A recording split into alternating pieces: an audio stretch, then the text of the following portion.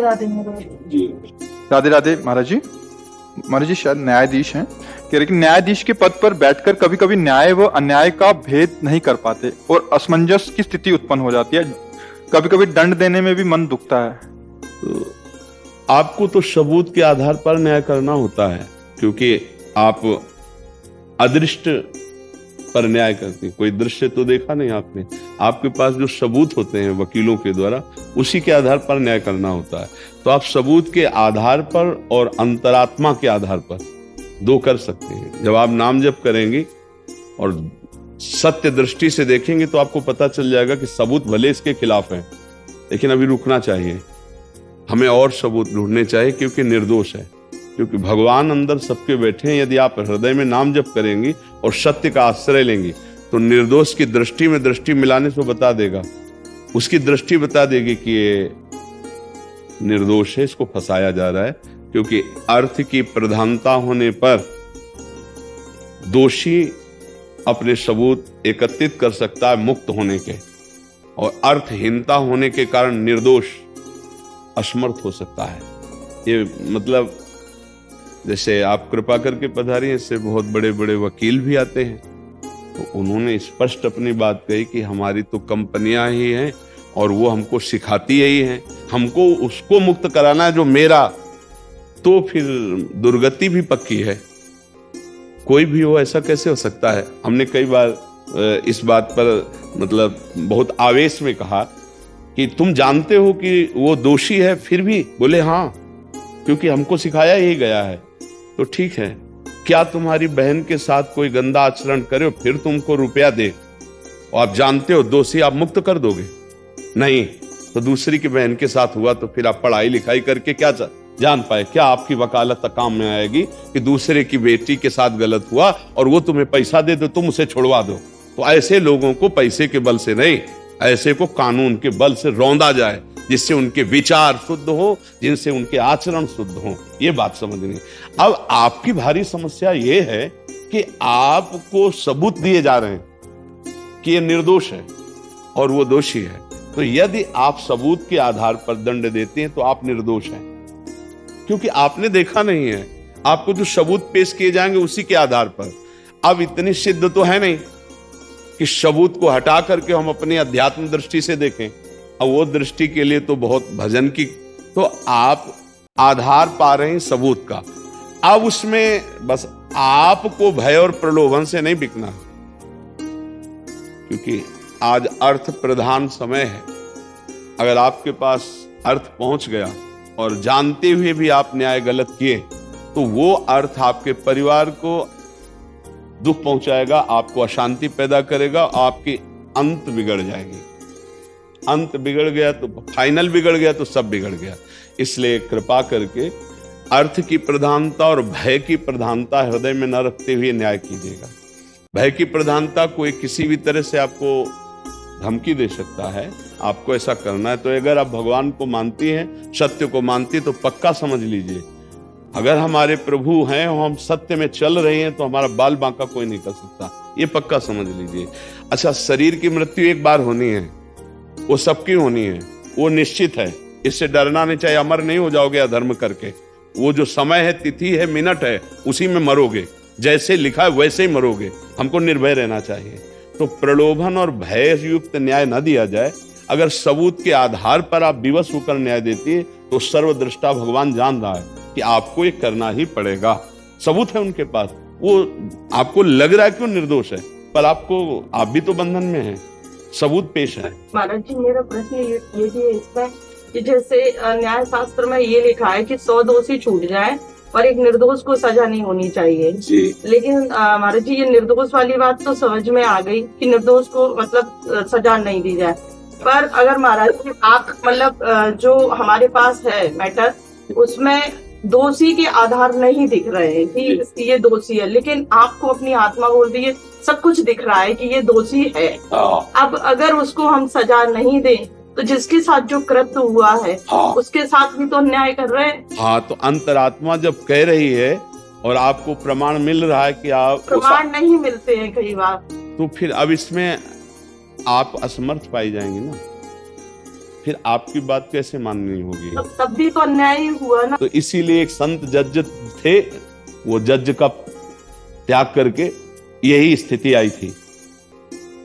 जब उन्होंने मृत्यु दंड उसके लिए निश्चित किया निर्दोष को सबूत के आधार पर, तो उसने आंसू भर करके कहा कि आपने तो कर दिया है, पर मैं सच्ची कहता हूं, मैं निर्दोष हूं और गरीब हूं।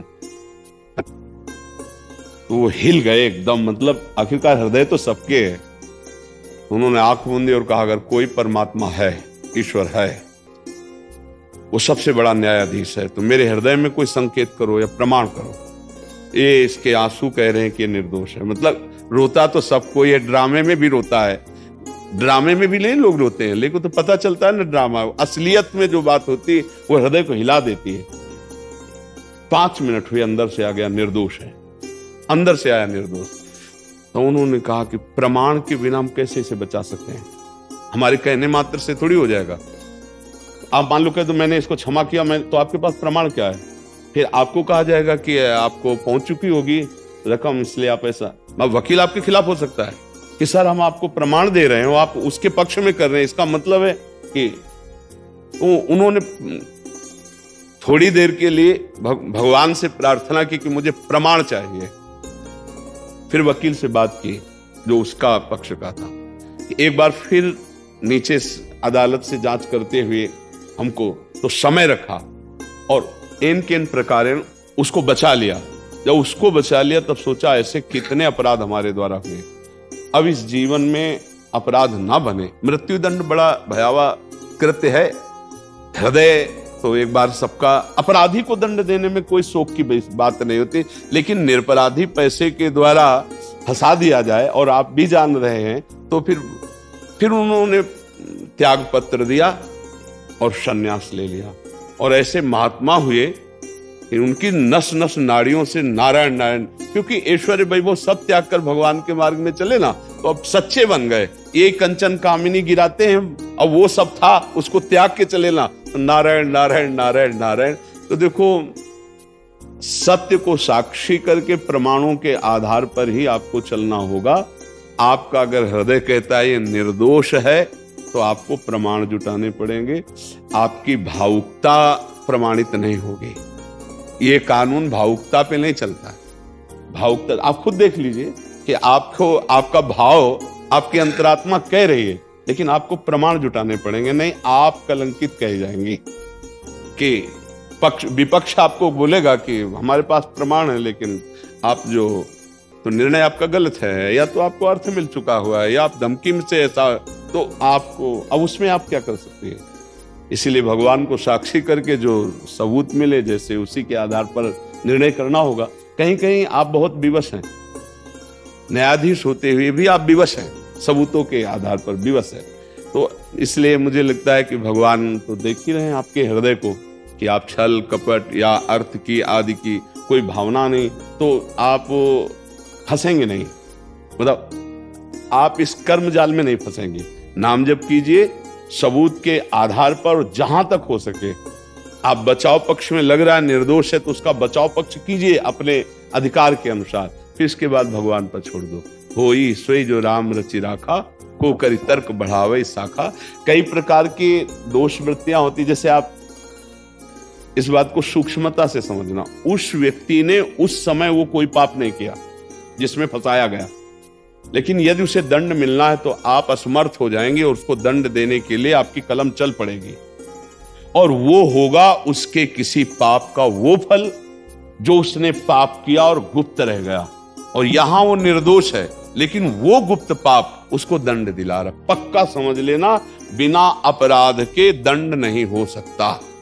वर्तमान में वो बिल्कुल सत्य है कि उसने वो पाप नहीं किया, लेकिन उससे बड़ा भयंकर पाप उसने गुप्त किया जो अभी तक प्रकाशित नहीं हुआ, दंड नहीं मिला, तो उस पाप ने आकर ऐसी जगह फंसा दिया कि निर्दोष अवस्था में उसे दंड भोगना पड़ रहा है, जबकि वो निर्दोष है प्रगट में, पर अंतर का वो दोष उसका नष्ट हुआ। बिना कर्म के वो दंड नहीं भोग सकता, इतना समझ लो। निज कृत कर्म भोग सुन भ्राता, कोई ना कोई कर्म ऐसा पूर्व का पाप है। देखो ईमानदारी से देखो, हम सब बैठे हैं, हम थोड़ी देर के लिए अपने न्यायाधीश बन जाएं, और जहां से बचपन से हमें याद है अभी तक, थोड़ी देर आप फाइनल कीजिए तो आप अपने को अपराधी मानेंगे कि नहीं मानेंगे। अंदर से देख लीजिए कि कुछ ऐसे पाप हम लोगों से होते हैं जो बड़े गुप्त तरीके से वो पड़े हुए हैं, ना हमने प्रायश्चित किया है और ना हमें कानून से दंड मिला है। तो भगवान के कानून में वो लिखे हुए हैं, अवश्य में वो भोक्तव्यम कृतम कर्म शुभाशुभम। तो अब ऐसी जगह आप फंसाए जाओगे कि आप निर्दोष होते हुए भी दंड पा रहे हैं, क्योंकि पूर्व में दोष हो चुका है और वो कर्म तुम्हारी खोपड़ी पे बैठा रहेगा जब तक आपको भोगा नहीं देगा। मान लो आप तो एक वर्तमान के कुछ वर्षों के अनुभव से न्याय कर रहे हैं, लेकिन वो अनंत जीवों का न्याय करने वाला, वो कभी किसी की वकालत नहीं सुनता है, वहां कोई घूस नहीं चलती है, वहां करेक्ट न्याय होता है। अब अगर वो न्यायाधीश उसको मौत की सजा दिलवा रहा है आपसे, तो निश्चित मानिएगा कोई है, वो कर्म का मार्जन हो रहा है, इस समय निर्दोष है, ये बात पक्की है। समझ रहे आप? तो इसलिए भगवान को साक्षी करके नाम जप करते हुए धैर्य पूर्वक सबूतों के अनुसार और जहां तक हो सके बचा सको वो बचा लो। निर्दोष लगता जहां तक आपका प्रयास हो, नहीं भगवान के ऊपर छोड़कर अब होई सोई जो राम रचि राखा, को करि तर्क बढ़ावे साखा, अस कई जपन लगे हरि नामा, राधा राधा राधा किशोरी जो आप देखें। ठीक है ना?